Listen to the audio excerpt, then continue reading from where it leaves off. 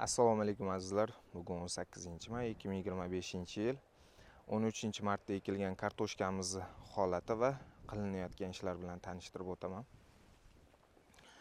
Kartoshkamizni palaklari hozirgi holati mana ko'rishlaringiz mumkin.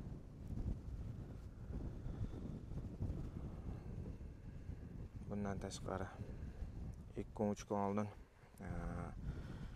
hasharotga qarshi uchuvchi bilan Confidor degan inseksid sepganmiz. Bundan tashqari gulga kirib qoldi. 10-40 mpk kaliy skopini suv bilan oqizyapmiz. Eslatib o'taman, kaplin arashiniyada suv ichadi bizning kartoshkamiz. Bundan tashqari bir marta qo'lda chopiq bo'ldi, 2 marta kultivatsiya. Bugun oxirgi traktorda ishlov berdik, ochar qilib chiqdik.